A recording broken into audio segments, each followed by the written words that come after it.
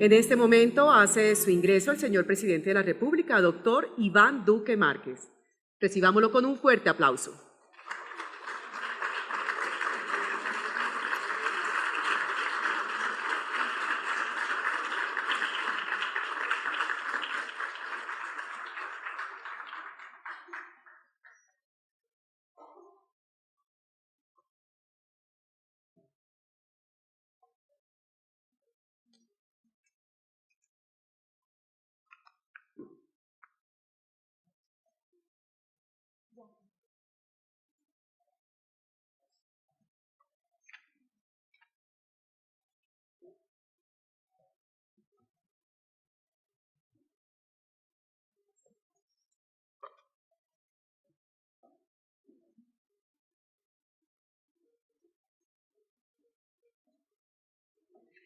Señoras y señores, muy buenas tardes. Bienvenidos al acto de clausura del foro Hablemos de Protección Social en Colombia, con la participación del presidente de la República, doctor Iván Duque Márquez. Damos inicio al presente acto entonando las notas del himno nacional.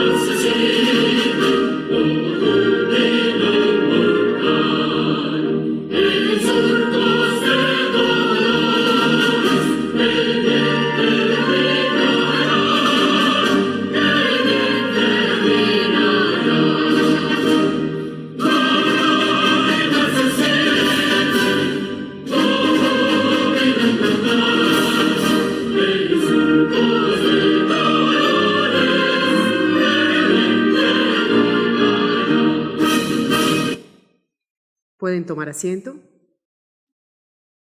A continuación, llamamos al doctor Néstor Rodríguez al escenario para recibir un reconocimiento por su gran labor. Adelante, por favor.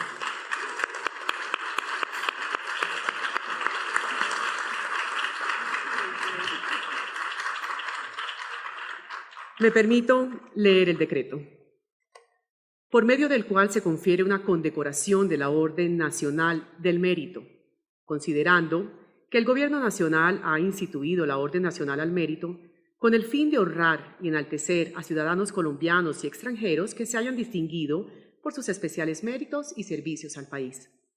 Que el señor Néstor Rodríguez Ardila, director general de Compensar, ha trabajado más de la mitad de su vida en el sistema de protección social, lugar en el que hace 37 años encontró en Compensar el lugar que conjugó de manera perfecta su proyecto de vida, principios y valores.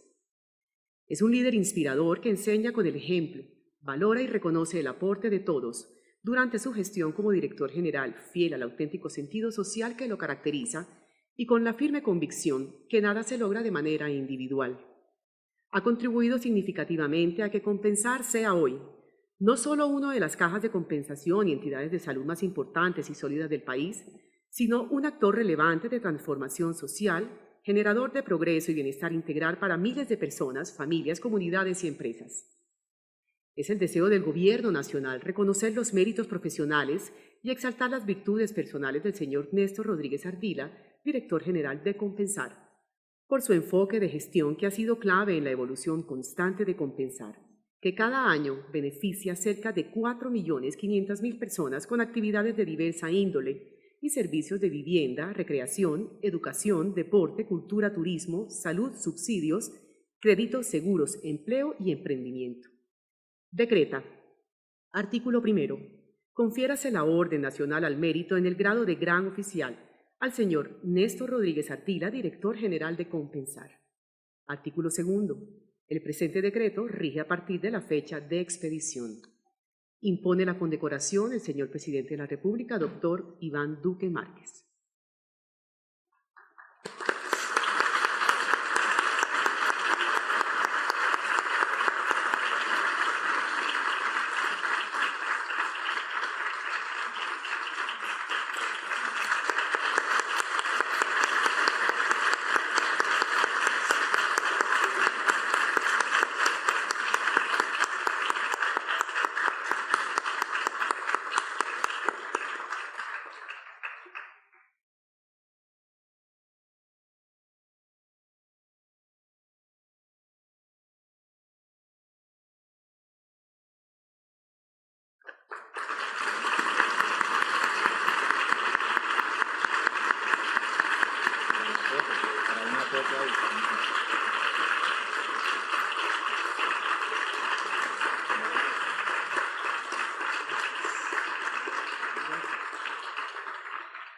A continuación, le damos la palabra a la doctora Adriana Guillén, presidente de Asocajas.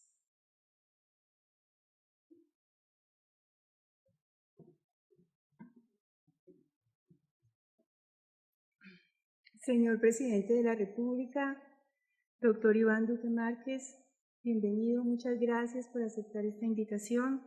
Señora Alicia Arango, ministra del Trabajo, señor Ernesto Herrera, presidente de la Junta Directiva de Asocajas, señor Contralor General de la República, doctor Felipe Córdoba, señores directores administrativos de las cajas de compensación familiar, señores consejeros de los consejos directivos de las cajas de compensación familiar, señores funcionarios del Gobierno Nacional, honorables congresistas, señores representantes de los gremios del país, señores representantes del cuerpo diplomático, señores representantes de las centrales obreras, señores empresarios, señores conferencistas, señores participantes, representantes de los medios de comunicación, patrocinadores, Carolina, Edgardo, Juan Diego, Amparo, señoras y señores.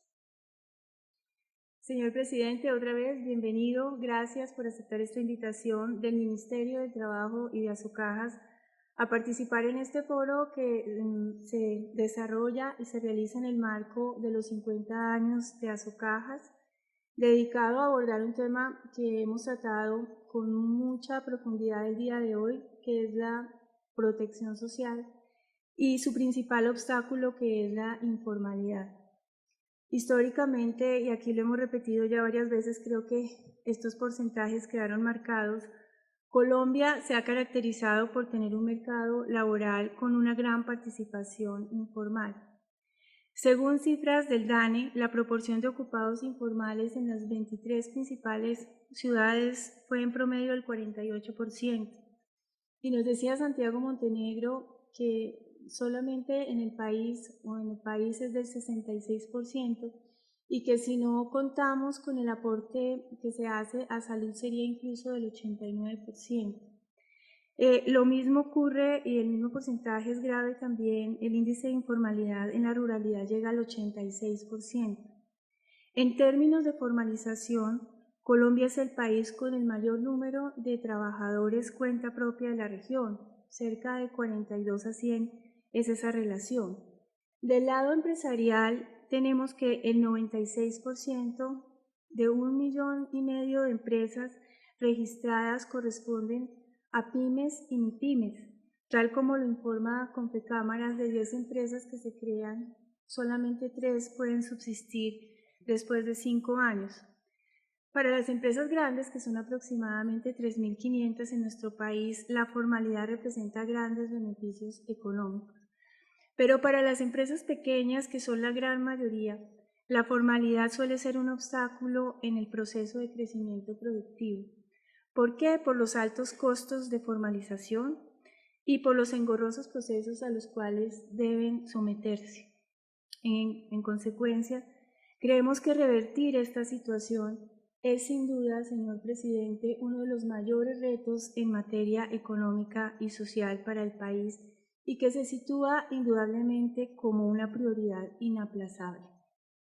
Y en ese contexto, en el que el 48% de nuestra población ocupada es informal y el 22% de nuestros ocupados son trabajadores cuenta propia, la eficiencia del sistema de protección social, como lo vimos hoy, se torna compleja en la medida en que la inclusión social gravita en torno a la existencia de un vínculo laboral asalariado, barrera que, como expresé esta mañana, es necesario superar. Nuestro concepto de formalidad se ha quedado obsoleto frente a nuevas formas de trabajo no estandarizado, que hoy son la regla en un mundo cada día más globalizado. Como lo evidencian estos porcentajes, la relación laboral clásica, que implicaba subordinación, salario y horario de trabajo, hoy es una modesta excepción, y esta ecuación no parece que tienda a modificarse en el corto ni en el mediano plazo en Colombia ni en el mundo. En consecuencia, es imperativo repensar nuestro marco normativo para generar un sistema de protección más pertinente al momento actual, en el que se reconozcan realmente las diferentes formas y manifestaciones del trabajo y la generación de ingresos como el propulsor de derechos sociales. Siempre que el trabajo, claro, sea digno, sostenible, contribuya al crecimiento y a cerrar brechas sociales. Necesitamos más ingresos formalizados.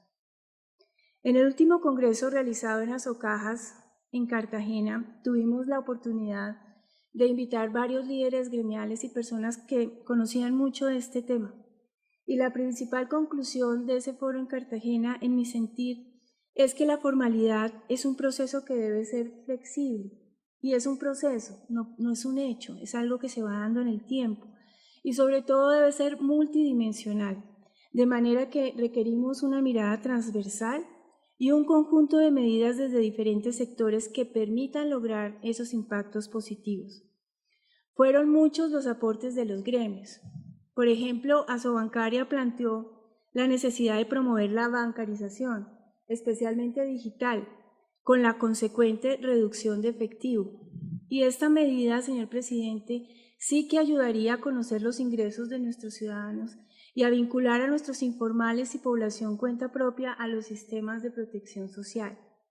Otro aporte de nuestros panelistas en aquella oportunidad fue la necesidad de corregir los grandes e inequitativos subsidios de las pensiones más altas, lo cual demanda, como usted ya sabe, una pronta y eficiente reforma pensional. En tercer lugar, se sugirió, y yo hablé de eso también esta mañana, en la necesidad de focalizar los subsidios y las transferencias cruzadas para reducir el déficit fiscal y realmente permitir que las personas en condición de vulnerabilidad puedan migrar hacia la clase media. Desde nuestro punto de vista, es urgente esa focalización. Por eso encontramos favorable que el Plan Nacional de Desarrollo dé un paso en esa dirección, al ajustar el CISBEN, de manera que se permite identificar por nivel de ingresos a la población vulnerable, que es la que debe ser objeto del régimen subsidiado. Este esquema, señor presidente, también puede ser utilizado para lograr la inclusión social frente a otros subsistemas de protección social. Aquí vale la pena hacer un paréntesis para señalar que nosotros reconocemos el compromiso del Gobierno Nacional por alcanzar mejores condiciones para el sistema de salud y por ello celebramos los avances del Plan Nacional de Desarrollo propiciando pactos intersectoriales que apunten a mejores resultados en la calidad de la salud. En la sostenibilidad financiera, destacamos la definición de mecanismos e instrumentos para el saneamiento de deudas, y el esfuerzo fiscal para lograr el punto final de estas. Para el caso de 14 de nuestras cajas, la deuda asciende a 1.9 billones de pesos por servicios no POS de régimen contributivo y de régimen subsidiado. Teniendo en cuenta que el 79% de esta deuda supera la mora de 90 días, queremos solicitarle comedidamente que de manera conjunta encontremos mecanismos que permitan favorecer el avance de esos pagos de forma que no dependan únicamente de las auditorías, las cuales no avanzan pues de la manera esperada, y consideramos que pueden haber de pronto otros mecanismos que generen eficiencias. Las EPS saben cuánto les deben, conocemos las glosas históricas y a partir de esa información es posible crear algún mecanismo.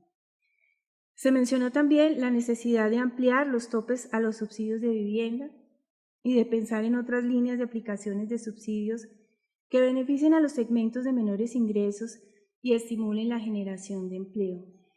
El impacto generado por las cajas de compensación familiar se evidencia en el aporte que se hizo el año pasado de 1 billón de pesos para el otorgamiento de subsidios de vivienda a la población afiliada.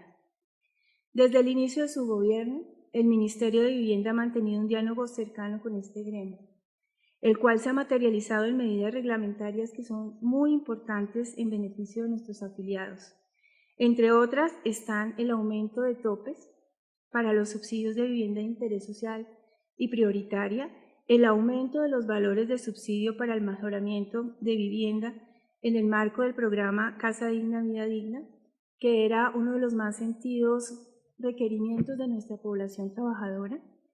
Asimismo, destacamos el acuerdo que se hizo con la posibilidad de concurrencia de subsidios del Gobierno Nacional y de las cajas de compensación.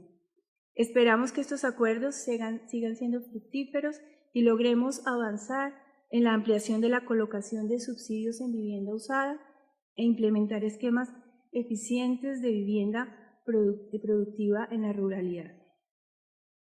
Debido a la importante inversión de subsidios cruzados de origen público dirigidos a la población vulnerable, alrededor de 3.5 millones de personas salieron de la condición de pobreza en los últimos 10 años y avanzaron a la clase media.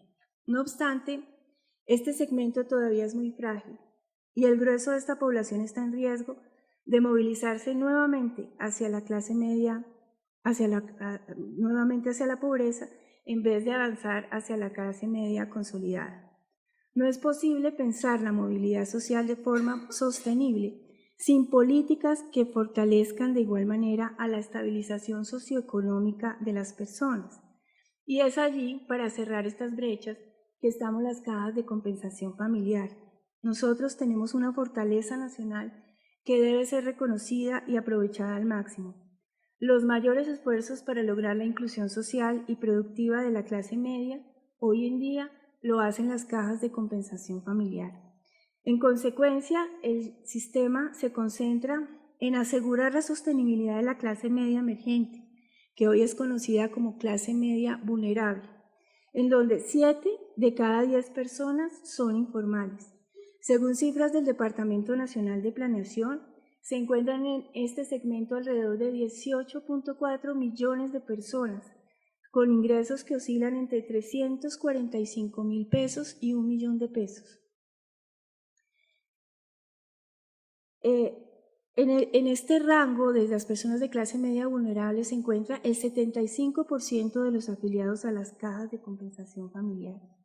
Y necesitamos además propiciar la movilidad social progresiva hacia la clase media consolidada, de donde 4 de cada 10 personas son informales. 14 millones de personas se sitúan en esta franja con ingresos entre 1 millón y 3.400.000 pesos. Hoy en día, el 15% de nuestros afiliados se ubica en ese rango de ingresos. Si nuestro principal activo es fortalecer la clase media, nuestra contribución a la productividad empieza a cobrar sentido, en la medida en que esta población genera un impacto directo en el PIB a través del consumo. Para el segundo trimestre del año 2018, el consumo de los hogares de clase media representó el 48% del PIB. De ahí que un mecanismo como el operado por las cajas no solamente es pertinente, sino es relevante y será necesario. También la protección social enfrenta otros desafíos, entre estos lograr insertar productivamente a la mayor parte de la población. Para ello se exige una inversión mayor en las personas, esto es, en su formación.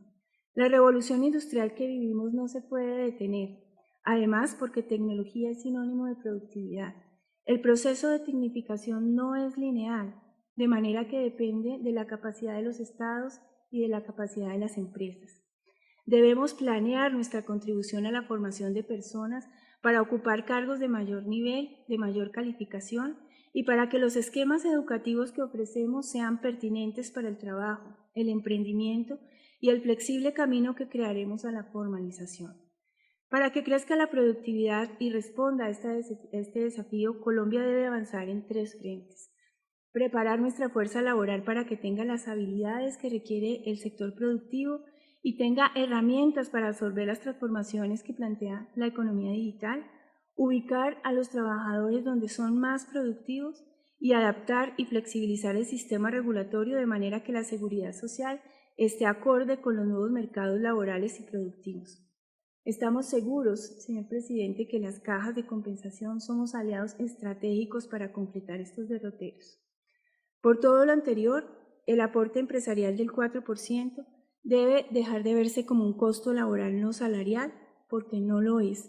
Es un mecanismo de progreso y de movilidad social. Vale recordar a estas alturas lo dicho por Fedesarrollo, y es que hay que dar un tratamiento especial de protección a aquellos gastos que generan un efecto positivo en la redistribución del ingreso, en el bienestar ciudadano y en la movilidad social. El garantizar la protección social y derrotar la informalidad es un problema de todos, y las cajas, como un agente más del mercado, ponen a disposición de usted, de la ministra del Trabajo y de todo el equipo de gobierno toda nuestra infraestructura, nuestra capacidad operacional y sobre todo nuestro saber hacer y conocimiento regional al servicio de generar una Colombia más productiva e incluyente. Muchas gracias.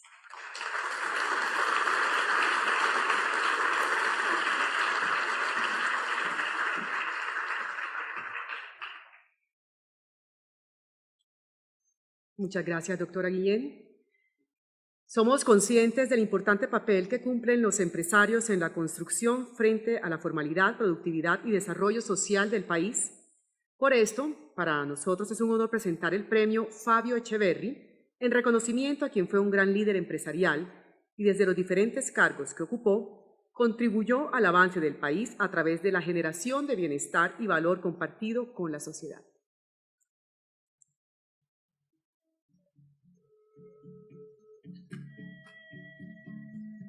Fabio Echeverry Correa ha quedado para siempre en la memoria de la historia reciente del país.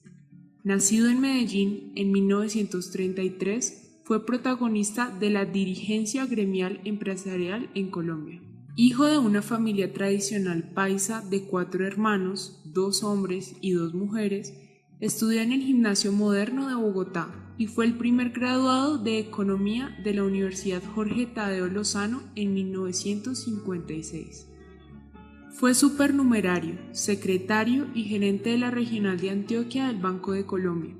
Lideró importantes empresas en la ciudad de Medellín, como el Banco Comercial Antioqueño, las empresas Varias y Simesa, la siderúrgica de la región.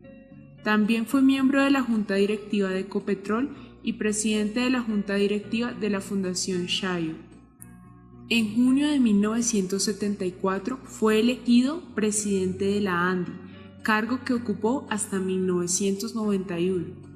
Desde ahí, como líder gremial y durante los 17 años que estuvo en el cargo, tuvo un gran impacto político, tanto así que contribuyó a la formación del Frente Gremial Nacional, que en los años 90 daría origen al Consejo Gremial Nacional. Fabio Echeverry fue uno de los hombres que mejor leía la realidad del país. Su franqueza, la agudeza de sus comentarios, la capacidad de construir símiles para que todos entendieran la situación, lo hacía un líder indiscutible. tenía una enorme capacidad para analizar las adversidades a las que se enfrentaba un país como Colombia. Sin duda, el papel que cumplen los empresarios en la construcción frente a la formalidad, productividad y desarrollo social del país es muy importante y desde las cajas de compensación familiar queremos reconocerlo. Por este motivo y en memoria de este líder empresarial, hemos creado un reconocimiento que pretende reconocer a un empresario destacado a través de su trayectoria personal y empresarial, su conducta, su incidencia, su compromiso social a la formalidad y a la productividad, bienestar e innovación, generando valor a la sociedad colombiana. Este criterio busca puntuar al líder que le apuesta a las intervenciones y acciones empresariales en territorios con alto sentido social. Reconoceremos al líder que le apuesta a la transformación y disrupción de la organización empresarial con el propósito de adaptarse a la nueva era y a los retos de la cuarta revolución industrial. Reconoceremos al líder que los apuesta a generar un cambio social a los trabajadores a través de su bienestar y productividad laboral, impulsando un valor compartido entre empleadores, trabajadores y el sistema de subsidio familiar. Reconoceremos al líder cuyas acciones pueden ser modelo, ejemplo o motivación para otros líderes empresariales, empresas u organizaciones. Con base en estos criterios, reconocidos jurados seleccionarán al ganador. Nuestros jurados son Fabián Hernández, presidente Telefónica; Julián Domínguez, presidente Confecámaras; Luis Guillermo Echeverry, consultor y empresario; Darío Arismendi, líder opinión; Sandra Forero, presidente Camacol; Camilo Cano, director del premio.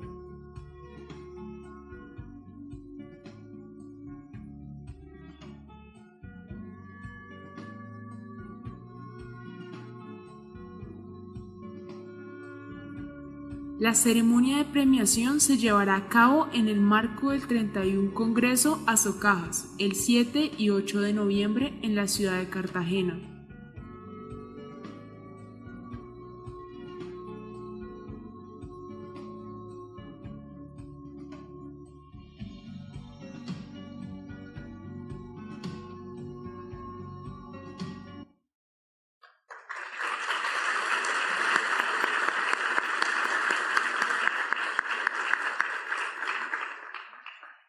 Señoras y señores, a continuación se dirige a ustedes el señor presidente de la República, doctor Iván Duque Márquez.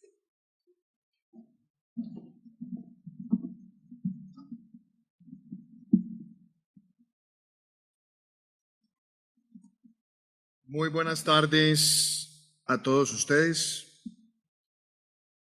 Quiero expresarles mi más sincera gratitud por esta invitación a un foro que tiene un nombre tan necesario y tan importante para el país como hablar de protección social.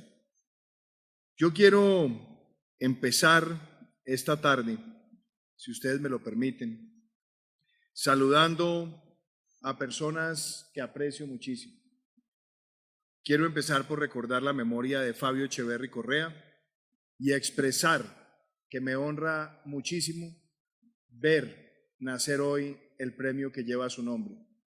Y me alegra muchísimo que me acompañe hoy para este importante evento su nieto y nuestro gran amigo Emanuel Echeverry.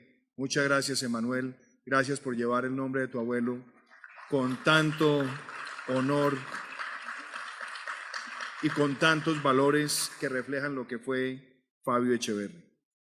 Quiero saludar a la ministra de Trabajo, Alicia Arango. Quiero saludar a nuestra gran amiga, la doctora Adriana Guillén, presidenta de la Asociación Colombiana de Cajas de Compensación, Azocajas. Saludar a su esposo Edgardo, a Juan Diego y a Carolina, sus hijos. Quiero saludar también a nuestro muy cordial y querido amigo, el señor Contralor General de la República, Carlos Felipe Córdoba. Muchas gracias por estar hoy acá, Contralor. Quiero saludar a la honorable representante Jennifer Arias, a la Superintendente de Subsidio Familiar de Colombia, Paola Meneses. Quiero saludar también al doctor Carlos Mario Estrada, nuestro director general del SENA. Quiero expresarle también mi más sentida expresión de gratitud a todos los empresarios y trabajadores presentes esta tarde. Muchísimas gracias. Déjenme empezar por lo siguiente. Hoy es un día de importantes situaciones en el país, de situaciones que nos llevan a tener reflexiones profundas de lo que somos y de lo que queremos ser como país. He sido siempre un respetuoso de la institucionalidad y he sido siempre un respetuoso de la independencia de poderes. Pero también me corresponde a mí hablar como colombiano y expresar que el narcotráfico es un delito que le ha hecho un daño enorme a esta sociedad. Y es un delito que tenemos que enfrentar con firmeza y con determinación, sin aspavientos y sin dubitaciones. Y no podemos dejar de llamar a las cosas por su nombre. Alias Jesús Santrich es un mafioso. Y las evidencias que conoce el país son las de un mafioso que estaba negociando el envío de un cargamento de cocaína. Y por esa razón, con evidencias también nuevas, se procedió hace pocos días a su captura en unos hechos que claramente ocurrieron después de la firma de los acuerdos. Luego, la reincidencia también es una humillación al pueblo colombiano que los colombianos no podemos aceptar. Y es en ese sentido que hace unos días respaldé la apelación que hizo el señor procurador ante la justicia transicional. Y es en ese sentido que también respaldo la solicitud que ha hecho la Procuraduría el día de hoy para que se proceda nuevamente con su detención. Pero yo quiero ser claro y enfático. Los mafiosos tienen que estar en la cárcel y tienen que recibir una sanción ejemplar por parte de la sociedad colombiana.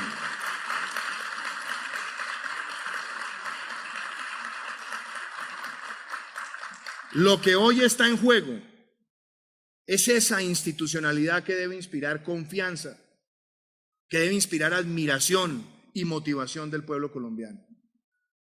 Por eso tenemos todos la ilusión y la esperanza que conforme a la evidencia se proceda con la sanción ejemplarizante de este criminal, de este narcotraficante. Porque los colombianos queremos genuina verdad, genuina justicia, genuina reparación y genuina no repetición. De otro lado, quiero también expresar lo siguiente. Aspiré a la presidencia de Colombia recorriendo todos los lugares del país, hablándole a los colombianos de la inmensa oportunidad que tenemos y que debemos labrar de construir una paz sin impunidad, una paz con legalidad. Fui claro siempre en rechazar que por tendencias electoreras y por qué no maniqueas se quiso dividir a la sociedad colombiana entre amigos y enemigos de la paz. Y siempre dije con claridad que los únicos enemigos de la paz son los que quieren con la violencia y por la violencia arrebatarle a los colombianos sus libertades, sus derechos, su vida, su honra, sus bienes. Siempre planteé que nosotros debíamos construir un proceso de reincorporación exitoso para que las personas que estén dejando las armas y quieren entrar a la legalidad lo hagan con éxito. Y también planteé que se requerían introducir mejoras en la implementación de los acuerdos para garantizar esa paz que une al pueblo colombiano. Por eso siempre fui claro en presentar las ideas para que ni el narcotráfico ni el secuestro pudieran ser delitos conexos al delito político, que no se podían escudar en el cuento de que eran para financiar, promover y ocultar la rebelión. Y es en ese sentido que cuando cayó sobre mi escritorio la responsabilidad de pronunciarme sobre la ley estatutaria de la justicia transicional, obré con criterio patriótico y pensando en lo mejor para el país. Hice una evaluación rigurosa de todo el articulado y de más de 180 o 190 artículos presenté 6 objeciones orientadas ¿a qué? A que en primer lugar los victimarios tuvieran la primera obligación de reparar a las víctimas. Presenté también la observación para que no se le quitara al Alto Comisionado para la Paz la posibilidad de presentar ante las autoridades colados, mafiosos que quisieran entrar al sistema de tratamiento diferencial judicial para proteger la legalidad. Presentamos también la objeción para que no se limitaran los trámites ni las diligencias de la Fiscalía tendientes a que se hiciera justicia oportuna y a que cesáramos ese limbo según el cual los que cometieran crímenes de lesa humanidad pero no constituyeran bajo el entendido diferenciador esa connotación de máximos responsables también tuvieran una obligación clara y diáfana ante la justicia. Y por supuesto, que no se afectara la extradición como un mecanismo de cooperación judicial y mucho menos que se permitiera que terceros, sobre pretexto de decir toda la verdad, también pudieran tener un cheque en blanco para nunca sufrir la extradición. Presenté esas objeciones y le dije al país que acataría la decisión que tome el Congreso de la República. Una vez el Congreso tuvo el debate y fueron no aceptadas en la Cámara y aceptadas en el Senado según la interpretación numérica, pero al quedar la duda también dije que me sometería al veredicto de la Corte Constitucional. Hoy lo puedo decir con la frente en alto.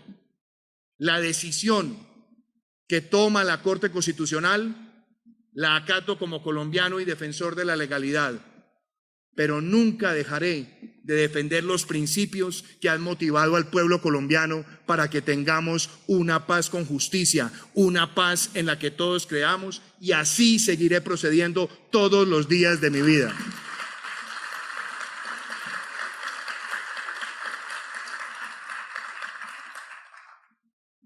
Yo quiero decirles, para cerrar este comentario, que es allí donde tenemos que seguir unidos los colombianos. Yo acato la decisión de la Corte Constitucional, pero tenemos que reflexionar sobre las herramientas que deben seguir abiertas para corregir las cosas que no están saliendo bien. Y por eso tenemos todos que seguir construyendo la paz con legalidad y sin impunidad. Ahora, doctora Adriana, perdóneme por haberme tomado estos minutos, pero era importante referirme a estos acontecimientos. Yo vengo a este foro con una enorme motivación. Quiero empezar por hacerle ese gran recuerdo a Fabio Echeverry Correa. ¿Y por qué en el marco de este foro? Porque tuve la ocasión de tratarlo de cerca, de ver a un ser humano de enormes valores, de actitud férrea, diáfano siempre, claro en sus opiniones. Y tuve la ocasión de seguir muy de cerca su gestión en la vida pública. Y en los últimos años fue un consejero cercano y siempre hablaba de esa tríada necesaria para la transformación de la sociedad: el empresario, el trabajador y el Estado. Por eso Fabio Echeverry Correa fue un promotor del sistema de las cajas de compensación desde muy joven, cuando era dirigente empresarial en Antioquia y después como presidente de la Asociación Nacional de Industriales. Fue él quien vio en este sistema una posibilidad única para brindarle a los trabajadores recreación, beneficios como acceso al crédito, la posibilidad de soñar con una vivienda digna y la provisión de medicamentos y del servicio de salud con tarifas diferenciadas, incluyentes y siempre con el concepto de la calidad de la mano. Por eso hoy, cuando me invitan a este foro y pienso en el sistema de cajas y pienso en las genuinas preocupaciones de los empresarios para pensar en el bienestar estructural de la vejez, tengo que decirles que hoy tenemos un gran llamado en el presente y hacia el futuro. Colombia tiene hoy cerca de 5 millones de personas mayores de 65 años. Y muy seguramente en menos de 3 décadas tendremos 15 millones de mayores de 65 años.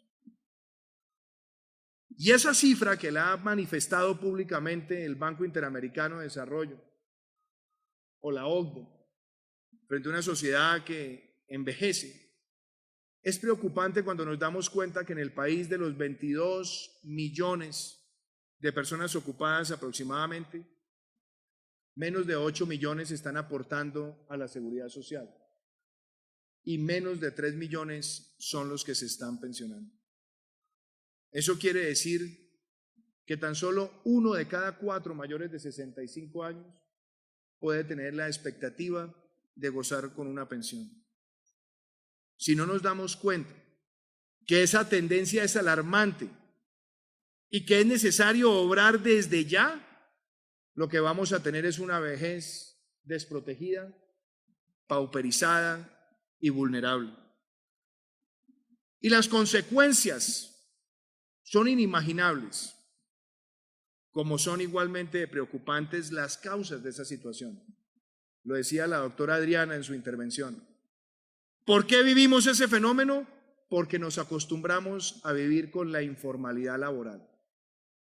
Cuando tenemos más del 50% de la fuerza laboral en la informalidad, lo que estamos es viendo crecer un problema que se expresa en distintas patologías. La insostenibilidad del sistema pensional. En segundo lugar, la insostenibilidad fiscal del sistema de salud, porque hay más personas en el régimen subsidiado que en el régimen contributivo. Y por supuesto, una realidad de tener una baja base de aporte fiscal a la sociedad. Es por esa razón que desde la campaña presidencial y después desde el gobierno decidimos enfrentar esta realidad con determinación. Y la primera forma de enfrentarlo tiene que ver con la cobertura. ¿Y la cobertura dónde empieza?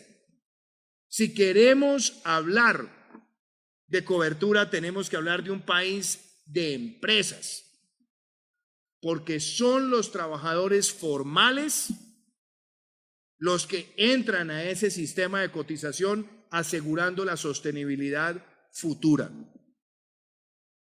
Y soy claro, si nosotros no entendíamos que el régimen tributario tal como estaba concebido, con una tasa efectiva asfixiante, no podíamos pensar en darle un vuelco a esa cobertura.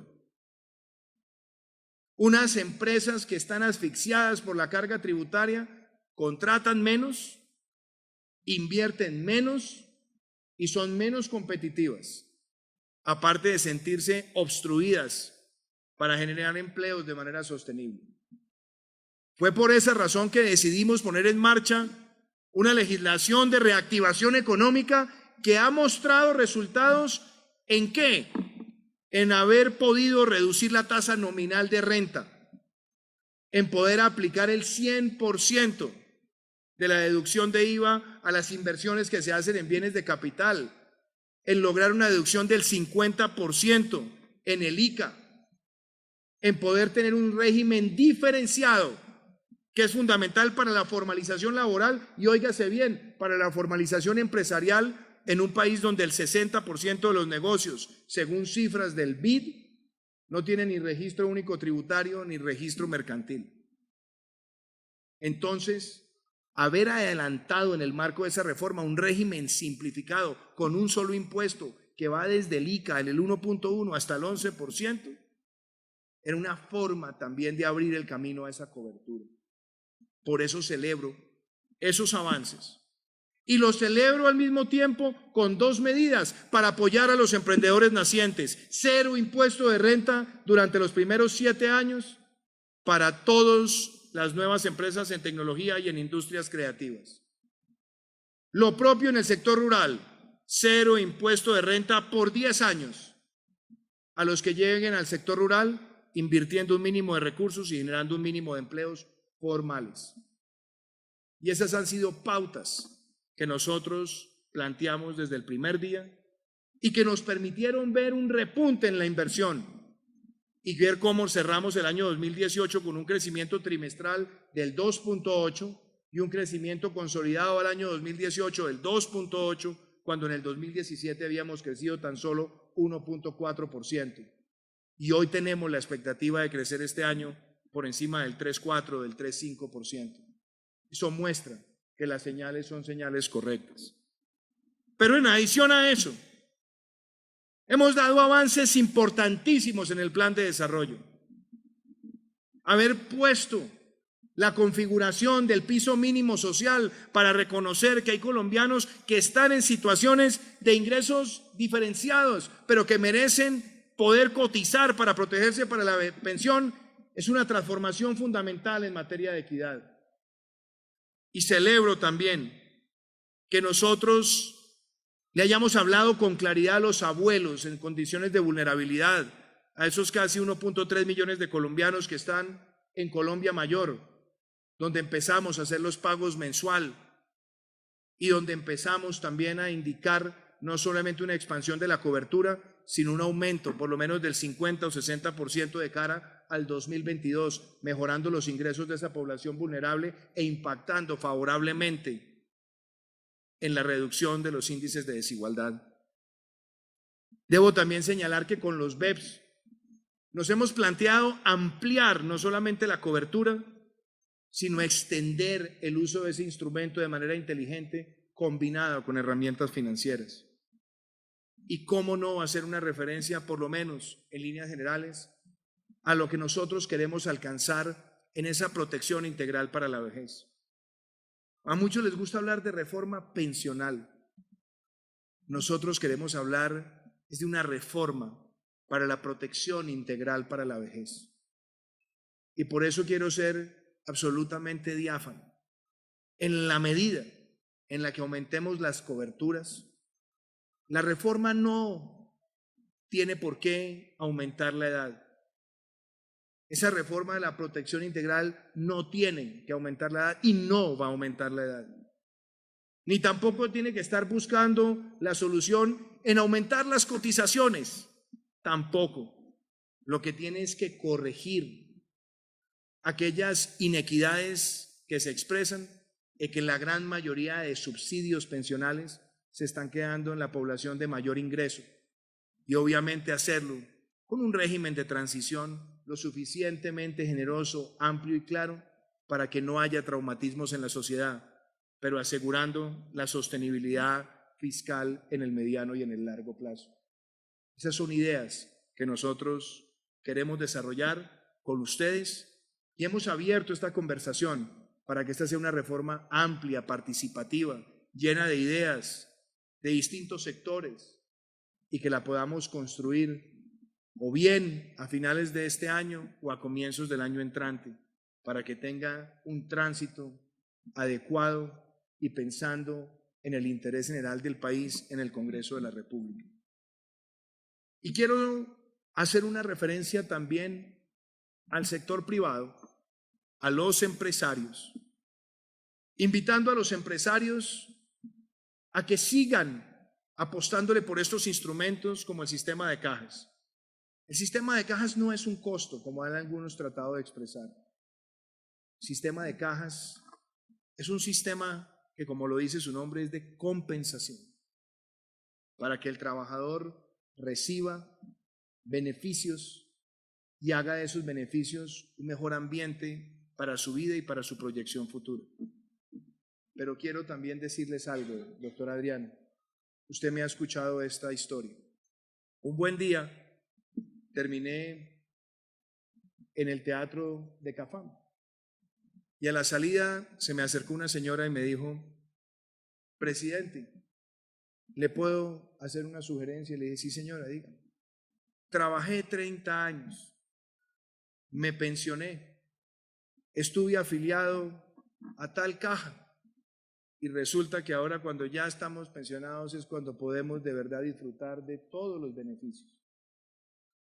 Yo les he pedido a nuestros compañeros de las cajas y a la ministra Alicia Arango que debemos ponernos en una tarea, y es facilitar la permanencia de esa afiliación diferenciada para todos los pensionados que han estado en el sistema de cajas a lo largo de su vida laboral, para que puedan seguir aportando y disfrutando y, por supuesto, utilizando los servicios con las tarifas correspondientes.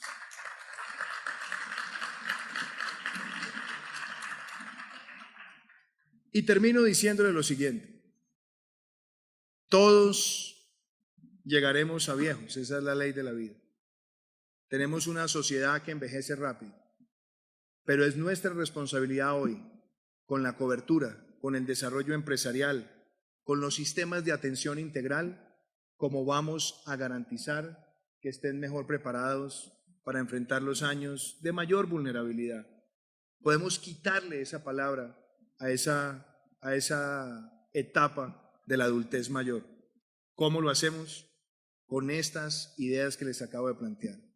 Un país que cree en el emprendimiento, que respalda el emprendimiento, que permite la formalización laboral, un país que tiene un sistema prestacional con mayor equidad y utilizando pilares solidarios para los más vulnerables, garantizándoles esa pensión mínima, un país que tiene un piso mínimo vital para ayudarle, o piso mínimo social para ayudarle a aquellos que están por debajo de las pautas normales laborales, sobre todo en las regiones más apartadas del país, y sobre todo un país que es capaz de poner la equidad en el centro de su visión de futuro. Muchísimas gracias.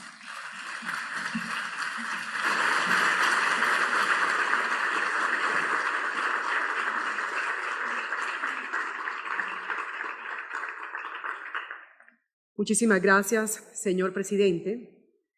Muchísimas gracias a todos los que nos acompañaron en esta jornada con la que Asocajas, en alianza con el Ministerio del Trabajo, conmemoran los 50 años del gremio.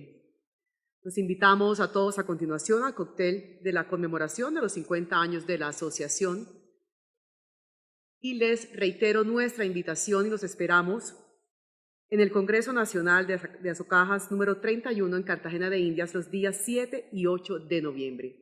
Que tengan todos una feliz tarde y feliz regreso a sus casas. Rogamos el favor mantenerse sentados, por favor, mientras el señor presidente se retira del auditorio.